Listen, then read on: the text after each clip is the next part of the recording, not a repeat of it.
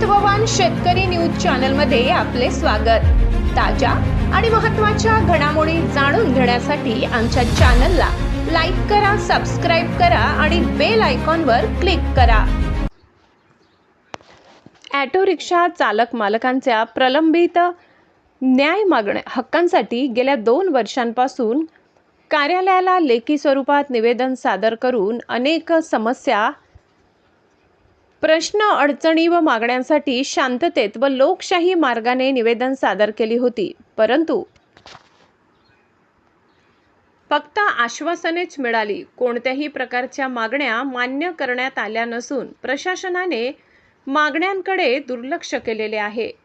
त्यासाठी आम्ही आमच्या न्याय व हक्क मिळविण्यासाठी लोकशाही मार्गाने नाईलाजास्तव आमरण उपोषण करण्याचा निर्धार केला आहे। अशा आशयाचे निवेदन महाराष्ट्र श्रमिक विकास वाहतूक संघटनेच्या वतीने जिल्हाधिकारी साहेब, जिल्हाधिकारी कार्यालय, छत्रपती संभाजीनगर यांना देण्यात आले।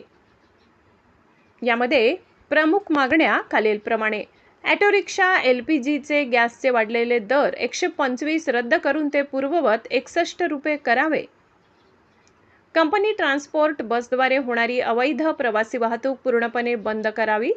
धर्मवीर आनंद दिघे साहेब मियर्ड ॲक्सी कल्याणकारी योजनेची फी माफ करून परवाना धारकांना मोफत लाभ मिळावा। जुन्या आधार कार्डवर घेतलेल्या ई-रिक्षांना परवाना आणि पोलीस चारित्र्य पडताळणीचे नियम लागू करावेत। बेकायदेशीरपणे चालणारी बाईक टॅक्सी सेवा आणि अवैध प्रवासी वाहतूक त्वरित बंद करावी। शहरात रिक्षांसाठी अधिकृत पिकअप आणि ड्रॉप पॉइंट निश्चित करून द्यावेत। रिक्षा चालकांवर आकारण्यात आलेले 10,000 1 लाख रुपयांपर्यंतचे दंड ई-चलन त्वरित रद्द करावेत। महिला सक्षमीकरणासाठी आलेल्या पीक रिक्षा पुरुष चालवत असल्यास त्यांच्यावर कडक कारवाई करावी। इतर जिल्ह्यातील रिक्षा आपल्या जिल्ह्यात बेकायदेशीर व्यवसाय करत आहेत त्यावर बंदी म्हणून स्थानिक चालकांना संरक्षण द्यावे। अशा स्वरूपाच्या मागण्या या ठिकाणी निवेदनाद्वारे सादर करण्यात आल्या। या कंपनी बसेस पूर्णपणे अवैध वाहतूक पासून बंद झाल्या पाहिजे, अवैध वाहतूक पासून अलिप्त झाल्या पाहिजे, ही माझी मागणी आहे। ट्रान्सपोर्ट कंपनी बसेसला माझी तिसरी मागणी आहे, ही नियमन जे विना परवाना ई रिक्षा चालतात यांना कुठली अट व कुठला नियम नाही, कुठलं लायसन नाही, परमिट नाही, ब्याज नाही, आधार दिले, गाडी आणली, हे होतंय पूर्ण सुळसुळाट झालाय। एक परत पिंक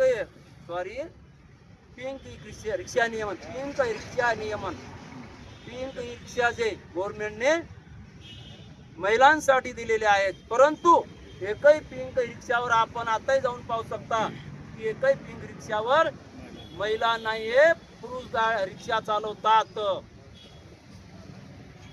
परत बाहेर जिल्ह्यातील रिक्षा भरपूर आहेत, हे प्रशासन झोपी गेलेलं आहे का?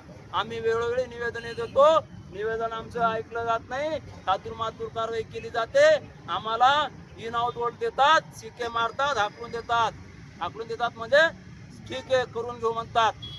परत ही बाईक टॅक्सी शहरामध्ये म्हणे प्रवाशांसाठी 2 व्हीलरची गरज आहे का हो? या LPG ऑटो रिक्षा चालकांनी काय करायचं हो? 1 वर्षाचे 20 ते 25 हजार त्यांना भरावं लागतं आणि ई रिक्षांना काही भरायचं नाही म्हणे। परत बाईक टॅक्सी ते कशाला हो? हे सगळं बंद झाल्याशिवाय मी या मंडपातून उठणार नाही।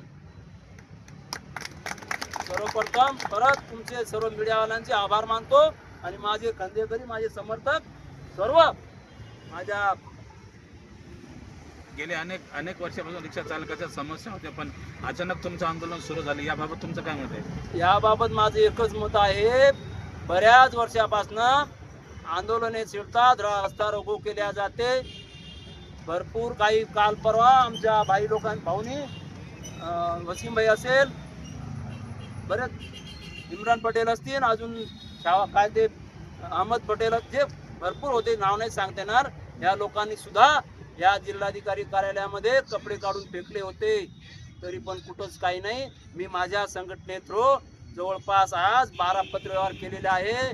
मला सुद्धा चॉकलेट दिल्या जातं, मला पोलीस स्टेशनहून पत्रव्यवहार येतो, समजपत्र येतात की साहेब तुमचं पत्र आम्हाला मिळालं, कारवाई केली, कारवाई करत आहो आणि करत राहणार आणि करतच राहतात.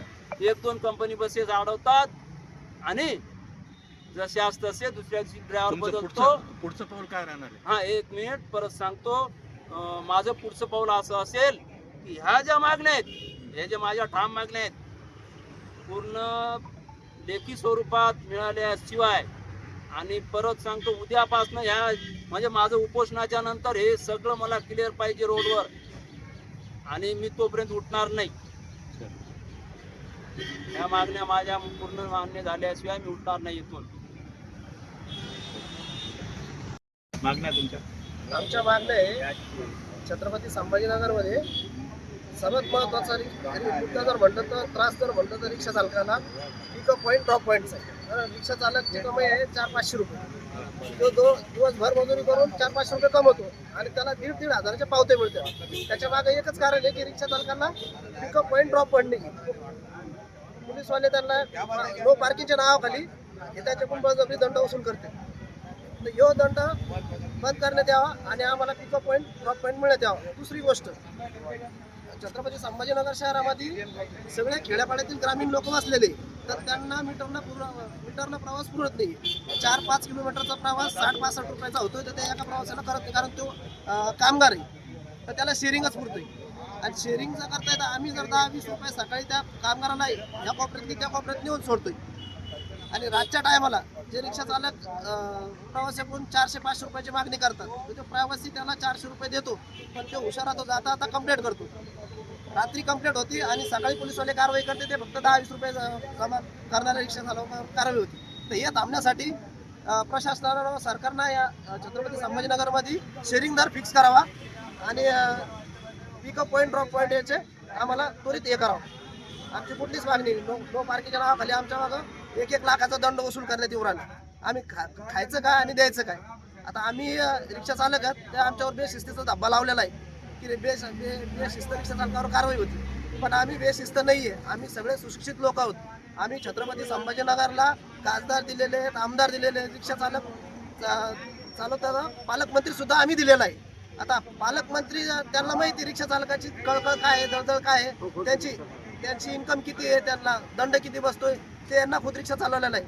अगर ते जर असे मोठं व्यक्तिमत्व जर रिक्षा चालकाकडे जर दुर्लक्ष करत असेल तर आम्ही जायचो कोणाकडे? आम्ही इतके लाचार झालो की आमचं सरकार असून आम्ही खुद शिवसैनिक आहोत. अगर शिवसैनिकाला जर न्याय भेटत नसेल तर आम्ही जावं कोणाकडे? ही अशी मागणी आहे. जय हिंद, जय महाराष्ट्र. मी मग बघा ना तुम्ही, आमचं किती दुर्दैव आहे की आमच्या स्वतः संस्थापक अध्यक्ष रिक्षा चालक असून त्यांना रिक्षा चालकाची अडीअडचणी माहिती नाही. आम्हाला सगळ्यात मोठा प्रॉब्लेम नो पार्किंगचा आहे. आम्ही वारंवार उपोषण केलेत, तरी तुम्ही आपले जे पालकमंत्री आहेत, संस्थापक अध्यक्ष आहेत, तर त्यांच्याशी तुम्ही पत्र व्यवहार केलाय का? पत्रव्यवहार केलेला आहे, पण त्यांना आम्हाला फक्त आश्वासनं दिलेली.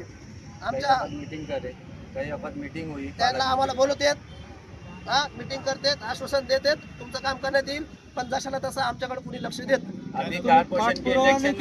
आम्ही पाठपुरावा केला, वारंवार पाठपुरावा केला आहे. कलेक्टर ऑफिसला, पोलीस आयुक्ताला, कलेक्टरला, सगळ्याला आम्ही निवेदन दिलेले आहेत. आम्ही उपोषणाला बसलेलो आहे, आंदोलन केलेले आहेत, पण आमच्याकडे कुणी दुर्लक्ष करत. माझं नाव सुरेश जाधव, मी वस्ताद रिक्षा चालक मालक संघटनेचा संस्थापक अध्यक्ष आहे, आणि तसंच रिक्षा चालक मालक कृती समितीचा जिल्हा उपाध्यक्ष. तसे माझे सहकारी इम्रान पटेल हे वस्ताद दलचे सचिव आहेत. जय हिंद, जय महाराष्ट्र.